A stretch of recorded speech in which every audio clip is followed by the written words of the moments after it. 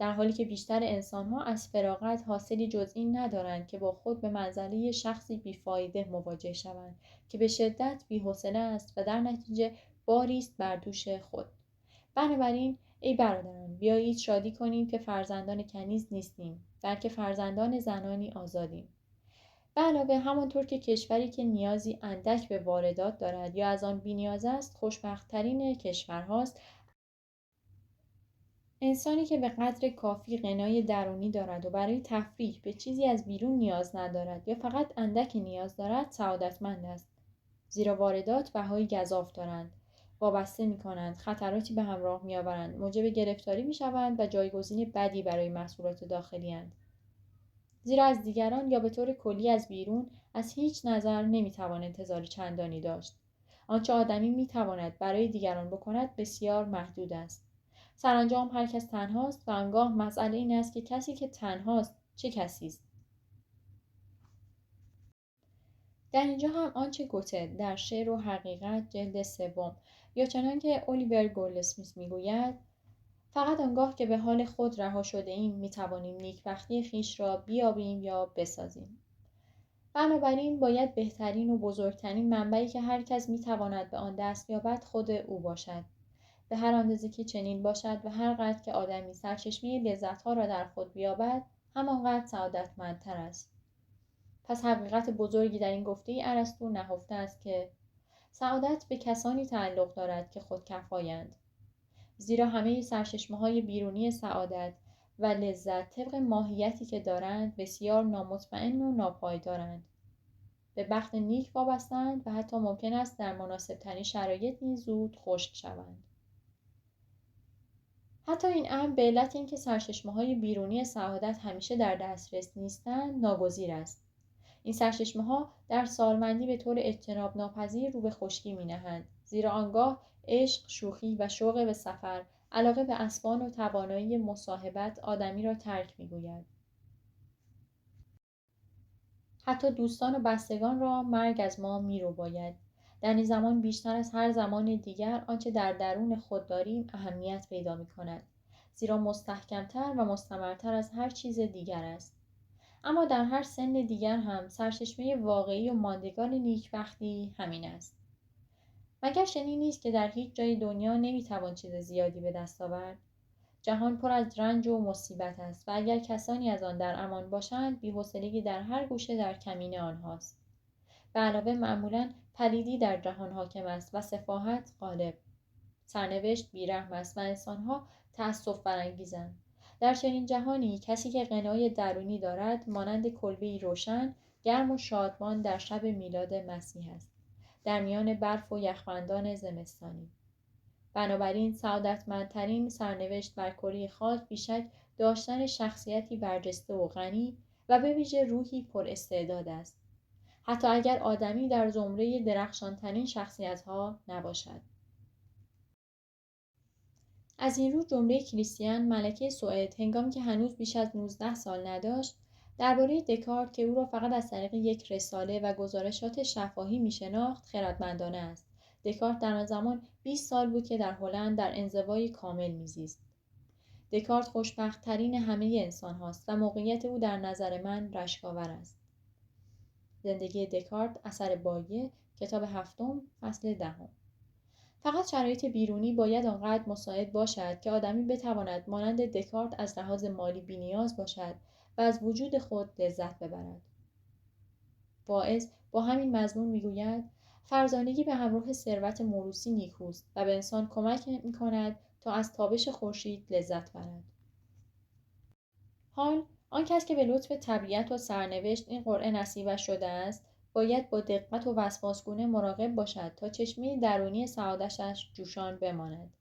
شرط لازم برای این منظور داشتن استقلال مالی و فراغت است. چنین کسی میتواند این دو را با اعتدال و صرفه‌جویی به دست آورد، به ویژه از این رو که مانند دیگران به منابع بیرونی لذت نیازی ندارد. بنابراین دورنمای به دست آوردن مقام، پول یا تحسین مردم او را گمراه نخواهد کرد تا از خود منصرف شود و به مقاصد پست یا طبع و سلیقه مردم تن دهد. او در چنین وضعی از همان پند پیروی می‌کند که هوراس در اپیستل به مسناس می‌دهد. حماقت بزرگی است که آدمی به منظور برنده شدن در درون ببازد. یعنی برای شوکت، مقام، تجملات، عنوان و آبرو، آرامش، اوقات فراغت و استقلال خود را به طور کامل یا به طور عمد فدا کند. اما گوته چنین کرده است: نبوغ من مرا به سوی دیگری کشانید. ارسطو در اخلاق نیکوماخوس حقیقتی را که در اینجا بررسی کردم، یعنی اینکه سرچشمه اصلی سعادت انسان در خود او نهفته است، با این تذکر بسیار درست تایید می‌کند. شرط هر لذت فعالیت است. صرف نوعی نیرو که لذت بدون آن ممکن نیست. استوبایوس این نظریه ارسطویی را که سعادت انسان در به کار گرفتن توانایی‌های برجسته اوست، در شرح اخلاق مشایی بازگو می‌کند. مثلا با این گفته: سعادت عبارت است از صرف نیرو بر حسب استعدادها و با کارهایی که در آنها امکان موفقیت وجود داشته باشد. همچنین با این توضیح که منظور کلمه انواع مهارت و توانایی است. علت اصلی وجود نیروهایی که طبیعت انسان را بدان مجهز ساخته است، مبارزه با نیازهایی است که از هر سو او را تحت فشار قرار می‌دهند. اما اگر این مبارزه متوقف شود، نیروهایی که به کار گرفته نشده‌اند برای انسان به باری گران تبدیل می‌گردند. از این رو باید آنها را برای بازی به کار گیرد، یعنی از آنها بیهوده استفاده کند و اگر چنین نکند دستخوش سرچشمه دیگر رنج انسان، یعنی دلتنگی و ملال می‌گردد. این دلتنگی و ملال در درجه اول اشخاص متشخص و ثروتمند را شکنجه می‌دهد.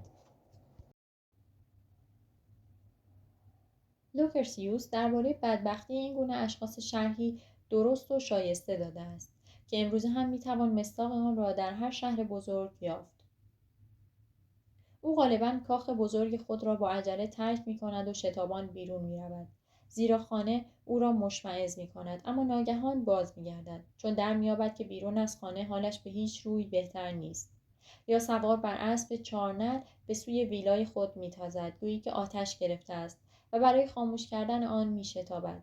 اما به محض اینکه از پاشنه در می‌گذرد، از فرط بی‌حوصلگی خمیازه می‌کشد یا به خواب می‌رود و می‌کوشد خود را فراموش کند یا ترجیح می‌دهد که به شهر بازگردد. این آقایان باید در جوانی به نیروی عضلانی و قوای جنسی خود تکیه کنند، اما هنگامی که جوانی سپری می‌شود، فقط نیروی ذهنی باقی می‌ماند و اگر موجود نباشد، ساخته و پرداخته نشده یا موضوعی برای اشتغال نداشته باشد، مصیبت بزرگی به بار می‌آورد. اما چون اراده تنها نیروی زوال ناپذیر است، در سالمندی هم باقی می‌ماند و شهوت‌ها را تحریک می‌کند. نمونه آن شهوت قماربازی است، فسادی که حقیقتاً موجب تنزل اخلاق می‌گردد. به طور کلی می‌توان گفت شخصی که اشتغالی ندارد، بر حسب نوع نیروهایی که در درون او تسلط دارند، سرگرمی خاصی را برمی‌گزیند. مثلا بولینگ یا شطرنج، شکار یا نقاشی، اسب‌دوانی یا موسیقی، بازی ورق یا شعر، پرچم‌شناسی یا فلسفه و از این قبیل. حتی می‌توان با ارجاع به ریشه همه تجلیات نیروهای انسان، یعنی سه نیروی اصلی فیزیولوژیک، موضوع را به طور منظم بررسی کرد، به این نحو که این سه نیرو را بدون در نظر گرفتن اهدافی که در خدمت آن هستند، فقط به منزله سه منشأ لذت مشاهده کرد که هر کس از میان آنها بر حسب نیروهایی که بر درونش حاکمند، لذتی را که در خور طبع اوست برمی‌گزیند.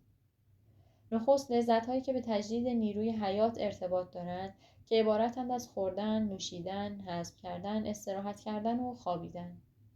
اقوام گوناگون به سبب این گونه لذت‌های خاص خود نزد اقوام دیگر شهرتی پیدا کردند.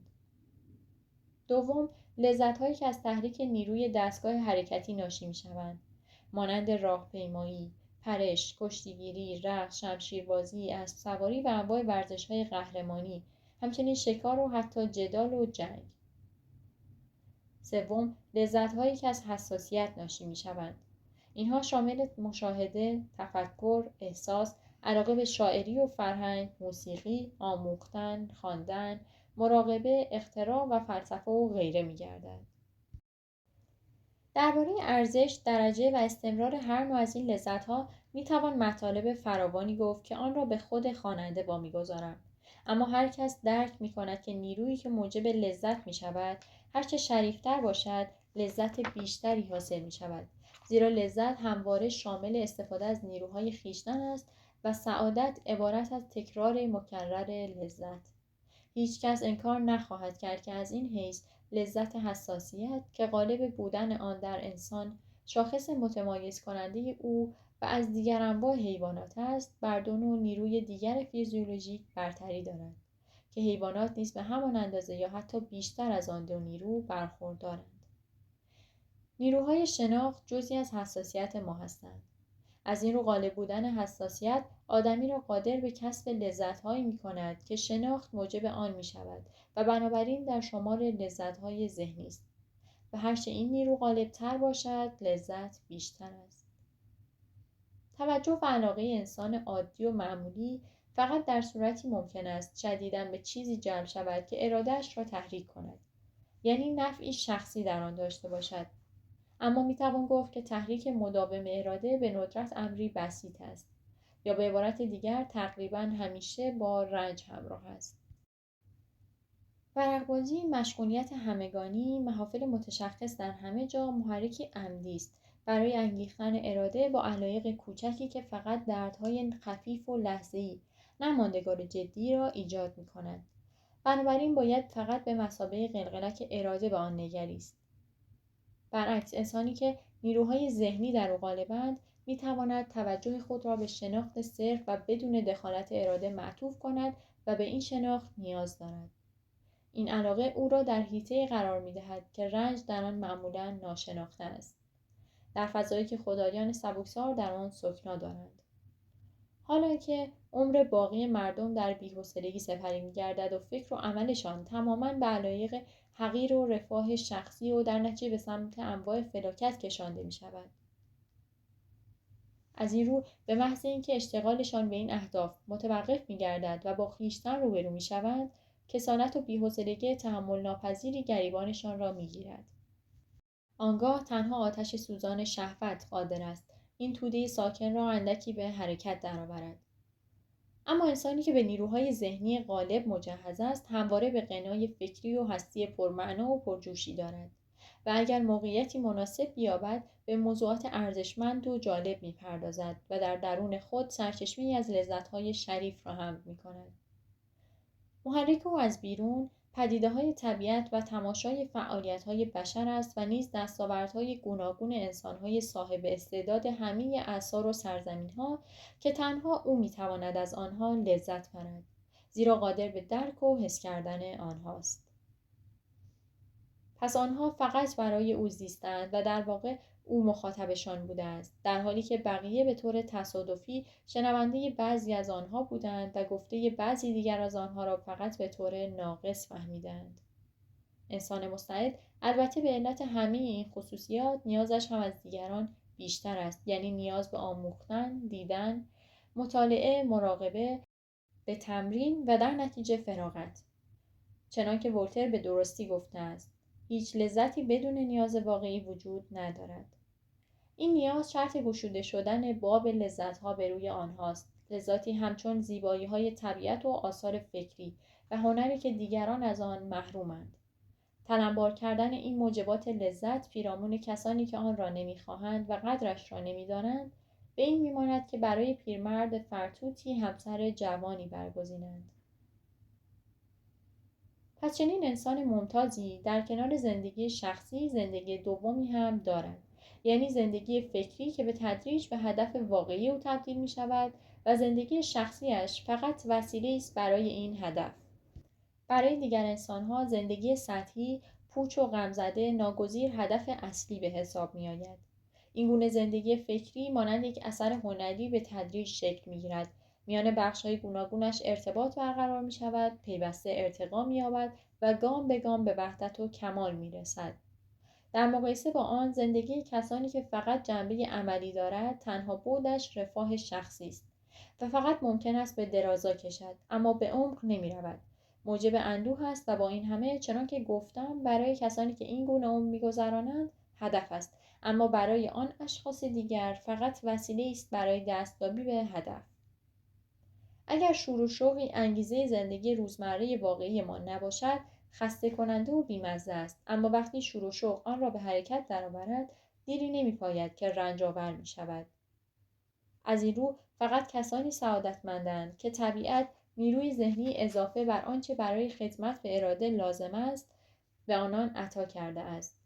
زیرا با این نیروی ذهنی اضافه در کنار زندگی واقعی دارای زندگی فکری هم هستند که پیوسته موجب مشغولیت و تفریحشان می شود یا آنکه موجب رنجی گردد.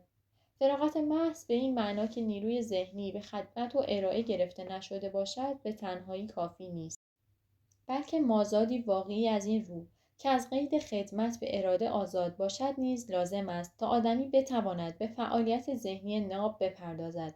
زیرا همانطور که سنکا میگوید فراغت بدون مشغله ذهنی مرگ انسان است و به زنده به گور شدن میماند. تفاوت مقدار این مازاد نیرو درجات بیشمار زندگی ذهنی را که در کنار زندگی واقعی جریان دارد شکل می‌دهد. از جمع‌آوری و توصیف حشرات، پرندگان، سنگ‌های معدنی و سکه‌ها گرفته تا بالاترین دستاوردهای شعر و فلسفه. چنین زندگی معنوی نه فقط از انسان در برابر کسالت و بی‌حوصلگی محافظت می‌کند، بلکه در عین حال حفاظی است در برابر عواقب مخرب آن. به این معنا که آدمی را از معاشرت بد و خطرات بسیار، حوادث ناگوار، خسارت و ولخرجی مسئول می‌دارد. کسی که سعادت خود را در جهان بیرون بجوید به این عواقب گرفتار می شود. برای نمونه فلسفه من هرگز سود مادی برایم نداشته است، اما مرا از بلایای بسیاری حفظ کرده است. اما فرد معمولی برای سعادت زندگی به چیزهای بیرون از خود وابسته است که عبارتند از ثروت، مقام، زن و فرزند، دوستان، جامعه و جز اینها. به طور کلی وقتی اینها را از دست می دهد یا از اینها سرخورده می شود، اساس سعادتش فرو می ریزد. به بیان دیگر می توان گفت که مرکز ثقل فرد معمولی بیرون از خود اوست. درست به همین علت آرزوها و هوسهای او مدام تغییر می کنند. اگر توانایی مالی او اجازه دهد، یک روز خانه روستایی می خرد، یک روز اسب، یک روز جشن برپا می کند، یک روز به سفر می رود و به طور کلی در تجمل بسیار زندگی می کند. زیرا همه لذت‌ها را در جهان بیرون می‌جوید. او به شخص رنجوری می‌ماند که به جای اتکا به سرچشمه نیروهای حیاتی درون خود، از آش و دارو انتظار سلامت و نیرو دارد. پیش از آنکه به افرادی که در نقطه مقابل فرد معمولی هستند بپردازیم، فردی را که در کنار او قرار می‌دهیم و با او مقایسه می‌کنیم که از نظر ذهنی چندان برجسته نیست، اما از حد معمول کمی بالاتر است، می‌بینیم که این فرد به طور غیر حرفه‌ای به هنرهای زیبا اشتغال دارد یا در کار رشته‌ای از علوم طبیعی مانند گیاهشناسی، معدنشناسی، فیزیک، نجوم و از این قبیل است. وقتی سرچشمه‌های بیرونی سعادت چنین کسی خشک شوند یا دیگر او را ارضا نکنند، بخش بزرگی از لذت‌های خود را در این منابع می‌یابد. از این حیث می‌توان گفت که بخشی از مرکز ثقل او در خود اوست. اما از آنجا که غیر حرفه‌ای بودن در هنر از فعالیت خلاق هنوز بسیار فاصله دارد و علوم صرف در محدوده رابطه پدیده‌ها باقی می‌مانند، اینها تمامیت انسان را در بر نمی‌گیرند و وجودش را از اساس ارضا نمی‌کنند. در نتیجه با وجودش چندان در هم نمی‌آمیزند تا همه علایق دیگر به دست فراموشی بسپارند. این امتیاز فقط به بالاترین درجه نیروی ذهنی که به آن نبوغ می‌گوییم اختصاص دارد، زیرا فقط نابغه به هستی و ماهیت چیزها به طور تام و مطلق می‌پردازد و می‌کوشد درک عمیق خود را از آن به شیوه خاص خود به زبان شعر، هنر یا فلسفه بیان کند. پس فقط برای چنین انسان‌هایی اشتغال بی‌دغدغه به شخص خود و به افکار و آثارشان نیازی عاجل است. تنهایی برای آنان ابری مطلوب و فراغت بزرگترین موهبت است و هر چیزی که جز اینهاست نه تنها غیر ضروری بلکه مزاحم است. فقط درباره چنین کسی میتوان گفت که مرکز ثقلش تماما در خود اوست. این نشان میدهد که این نوع افراد بسیار نادر، حتی اگر بهترین شخصیت را داشته باشند، واجد آن وابستگی عمیق و بی حد و حصری که دیگران به دوستان، خانواده و آمیزش اجتماعی دارند نیستند. زیرا فقدان هر چیز را با داشتن خود جبران می‌کنند. این امر عنصری منزوی کننده به شخصیت آنان می‌دهد که به هر اندازه که معاشرت دیگران کمتر ارضایشان کند قوی‌تر است، زیرا در وجود دیگران به هیچ وجه همتای خود را نمی‌بینند. و به علت اینکه نامتجانس بودن خود را با همه احساس می کنند، به تدریج در میان دیگران بیگانه می شوند و وقتی به انسانها فکر می کنند، ضمیر فاعلی آنها به ذهنشان می آید، نه ضمیر فاعلی ما. نتیجه‌ای که از این دیدگاه میگیریم این است که کسی که طبیعت به او ذهنی سرشار بخشیده است سعادتمندترین فرد است، زیرا ذهنیت بیشک به ما نزدیکتر از عینیت است که تأثیرش هر گونه باشد همواره نخست از طریق ذهنیت به ما انتقال می‌یابد. لوسیان این معنی را با این بیت زیبا بیان می‌کند: غنای روح تنها ثروت حقیقی است، باقی ثروت‌ها همه بیشتر موجب زیانند تا سود. کسی که غنای درونی داشته باشد از جهان بیرون به چیزی نیاز ندارد جز هدیه‌ای سلبی یعنی فراغت تا توانایی‌های ذهنی خود را بسازد و تکامل بخشد و از غنای درونی خود بهره‌مند شود. یعنی فقط به این امکان نیاز دارد که در طول زندگی هر روز و هر ساعت آن گونه باشد که هست. اگر تعیین کسی این باشد که بر همه نوع بشر تأثیر بگذارد، معیاری برای خوشبختی یا بدبختی او جز این وجود ندارد که بتواند در راه پرورش استعدادها و کامل کردن آثارش موفق شود یا شکست خورد. از این رو می‌بینیم که بزرگان همه دوران‌ها برای فراغت بیش از هر چیز دیگر ارزش قائلند، زیرا فراغت هر کس ارزشی برابر با خود او دارد. ارسطو میگوید به نظر میرسد که سعادت در فراغت است. همچنین دیگری نقل می‌کند که سقراط فراغت را به مثابه زیباترین موهبت تجلیل می‌کرد. ارسطو نتیجه می‌گیرد که زندگی فلسفی سعادتمندترین نوع زندگی است، چنانکه در کتاب سیاست می‌گوید کار کردن بدون مانع بر نیروهای ذهنی از هر نوع که باشد به معنای سعادت واقعی است. این گفته او با آنچه گوته می‌گوید همخوانی دارد. کسانی که با استعدادی زاده شده باشند که هدف هستی‌اش باشد از زندگی زیبایی برخوردارند. اما فراغت نه تنها با سرنوشت عادی انسان بلکه با طبیعت عادی او بیگانه است، زیرا تقدیر طبیعی انسان فراهم آوردن مایحتاج خود و خانواده اوست. انسان فرزند نیاز است، نه هوشمندی آزاد. از این رو دیری نمی‌گذرد که فراغت برای انسان عادی به باری گران یا حتی عذاب تبدیل می‌شود، مگر آن را با اهداف تصنعی و جعلی مانند وقت گذراندن و سرگرمی به صورت‌های گوناگون پر کند. به همین دلیل فراغت برای او خطراتی نیز در بر دارد. به درستی گفتند که فراغت در آرامش خطرناک است. از سوی دیگر اگر قوای ذهنی از حد معینی فراتر رود این هم غیر طبیعی است. با این همه اگر وجود داشته باشد ملزم فراغتی است که صاحب آن برای سعادتمند بودن بدان نیاز دارد. همان فراغتی که برای دیگران مزاحم و حتی فسادانگیز است. زیرا ذهن نیرومندی که فراغت نداشته باشد مانند پگاسوس دربند از دریوغ بودن ناخشنود است. اما اگر این دو وضعیت غیر طبیعی بیرونی و درونی یعنی فراغت بدون مزاحم و ذهن قوی با هم قرین شوند سعادتی بزرگ نصیب انسان می شود، زیرا در این صورت آن انسان ممتاز می تواند زندگی والاتری را بگذراند و از هر دو منشأ متضاد رنج بشری یعنی نیاز و بی‌حوصلگی یا به عبارت دیگر سخت کوشی برای بقا از یک سو و تحمل ناتوانی در استفاده از فراغت از سوی دیگر مصون بماند، زیرا این دو یکدیگر را خنثی می‌کنند و از میان می‌برند. در مخالفت با این نظر می‌توان گفت که موهبت‌های بزرگ ذهنی، فعالیت شدید اعصاب و حساسیت بالا در برابر انواع رنج را در پی دارند. و علاوه این موهبت شامل مزاجی پرشور و پرتحرک و نیروی تخیلی به کمال است که به طور جدایی ناپذیر با ذهنی نیرومند همراهند.